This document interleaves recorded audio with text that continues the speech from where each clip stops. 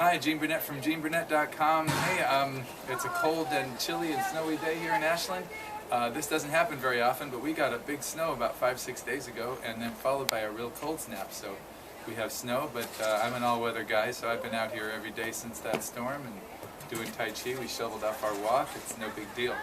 I thought we'd talk a little bit today about, at least my take anyway, on Tai Chi in a nutshell.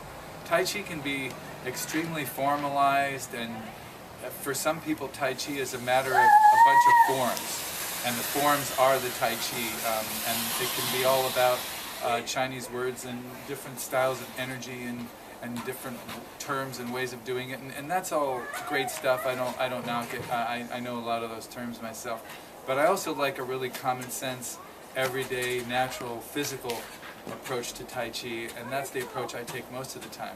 So I'm just going to show you my take today on Tai Chi in a nutshell. And this is an exercise you can do to feel it yourself, or it's something you can apply to the forms that you're doing.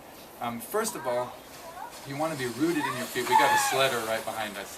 He's not screaming for other reasons. More Tai Chi. We could have had a fail. We could have had a fail. Anyway, first of all, your movements in Tai Chi should be rooted in your feet.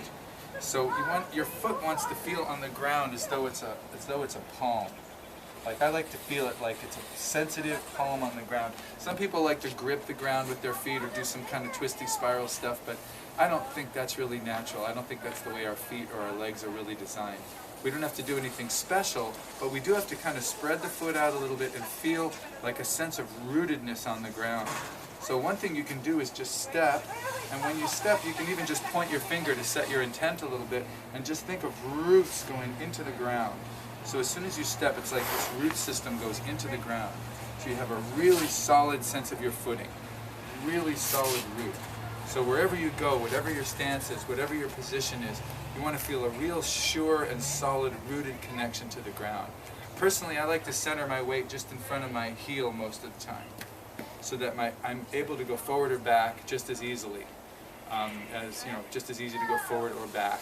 But whatever your style says you should place your weight, that's fine. But either way, you should feel like your feet are rooted in the ground. So you can step to various places and kind of bring your other foot along with you. Helpful to turn your hips out just a little bit when you do that. So you're not stepping like this and trying to be parallel, like that. Stepping like this. Step like that. And everywhere you land, you want to feel like you're sinking roots into the ground. Sinking roots into the ground. Now, once your feet are rooted, the power in your movements is going to come from your legs. So you want to have a springy, kind of isometric feeling in your legs. So as soon as I step and sink that root, I'm going to bounce a little bit. So wherever I go, I'm going to bounce a little bit. So you have root and spring. Root, springy power. Root and spring. So wherever you step, it doesn't matter. You're going to keep that springy sense of root in your feet, right? So now a little something that we can add that will make both the root and the spring even deeper. And that's that when we root and spring, we also sit into the hips. So you sit into this. So it's like you're sitting on the edge of a stool. So it's root, spring, sit. And you can do them kind of all at once. Root, spring, sit. And then you have a little bit of a bounce when you land, right? So wherever you land, you've got a rooted foot, you've got springy legs, you're sitting into your hips so that that weight is dropping directly, strongly into your legs, right? Doesn't matter which direction you go or where you go. Root, spring, sit. So this is not forward like that, but here, right? So now, your waist is going to be soft and relaxed, and it's going to be ready to direct the power from the lower body up through the upper body and up into the limbs.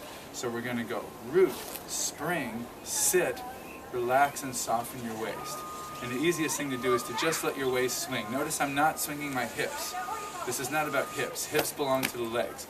I'm just going to swing like that, right? So I land, root, spring, sit, relax the waist. So one thing you can do is you can swing the same direction as your front hand and just go to that space and then sit here. So I've got a rooted foot, springy legs, sitting into the hips, and a soft waist. So here. So wherever you land, here. Now notice I'm not doing this. The knees aren't moving hardly at all. They're moving up and down. But they're not a rotating joint. There's no twisting involved. So root, spring, sit, soft waist. Right. Now, once you land and you have your root, you have your spring, you have your sit, you have your soft waist, your joints, your upper body are going to be suspended in space a little bit, just like you were a lead puppet with strings. So the strings support your weight. So the arms are kind of heavy, but they're not limp. They're in the middle. So you step and you've got a root, you've got a spring, you've got a sit, you've got a soft waist, and you've got loose suspended joints. There. So one thing you can do is just put your front foot hand forward, like that. Like this. Just a simple exercise. And in any position that you land in here, you got a nice rooted foot, springy leg, sitting into the hips, which increases the work in spring, increases the sense of rootedness. And then you've got a loose, soft waist, and you've got suspended joints.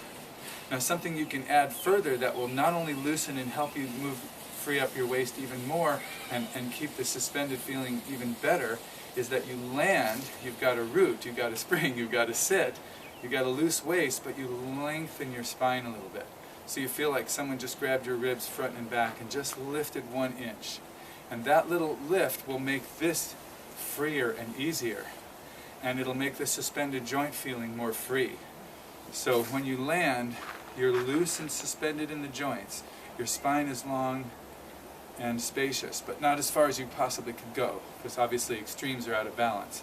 Tai Chi is all about balance, and I would call it unforced balance. So it's a balance you don't have to hold or force or make happen. And balance is all about making corrections, and making corrections is all about being responsive and neutral and open so you can tell what's going on. So wherever you go, root, spring, sit, loose, comfortable waist, nice long spine, soft, relaxed limbs that are ready to go. So you could land here, boom, punch, land, punch, land, strike, kick, sit, kick, boom, boom, backwards, any different direction, because this is relaxed up here. Spine is long, waist is loose, sitting into your hips, firm power down here. That power comes up your leg and out into your body. It's no big deal. It just comes right out of your hand. This applies to daily life. If you have to catch something or stop something from coming towards you, or move towards something, or move away from something, whatever you have to do in your daily life, you're in your legs, right? Your feet are rooted. There's springy power in those legs. You're sitting into the hips so that you're not walking around like this.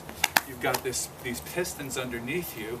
You've got this soft, relaxed waist up above, a long spine, which helps release that energy up into your upper body, and your upper body can do whatever it needs to do to get through your day. These principles are what make up Tai Chi to me. Tai Chi to me is a collection of principles, not a collection of forms or specific ways to hold or manage your energy. It's all about relaxing and having a neutral, balanced, responsive, ready state so that you can respond to what comes next. I don't really take these principles to full combat level, but they can be, of course. And you can apply these principles in daily life, which is mostly what I do, or you can apply them in all kinds of sporting contexts or martial contexts. So it's up to you what arena to apply them in. But if you're doing, let's say, I got a tractor now. If you're doing, let's say, a Tai Chi form, whatever that form is, whatever the movement is, like here I'm doing Parting Horse's Mane, or at least my version of it, or our version of it.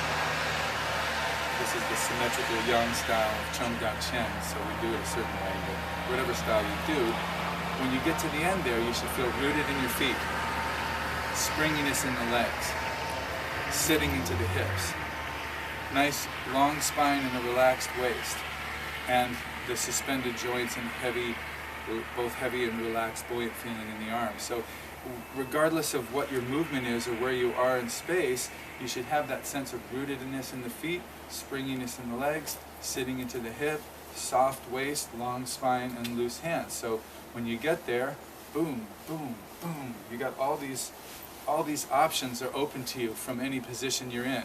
From like Ride the Tiger, you've got a kick, you've got punches, you've got strikes, you've got things, all kinds of options you can do if you have rooted feet, if you have springy legs, if you have a sit and a crease into your hips, if you have a loose, relaxed waist, if you have a long spine, if you have suspended joints, if you're stuck in a position, you have to break out of that position in order to go to your next move. If you're very formalistic about this, you're in a mold kind of, and you have to break out of the mold and then you go. So that's not my way of doing it. Other people like to do it that way, and it's okay. I'm not saying it's bad. I just prefer this method. So that's my take on Tai Chi in a nutshell. Thanks for watching, and if you like this kind of thing, subscribe to my YouTube channel or visit GeneBurnett.com.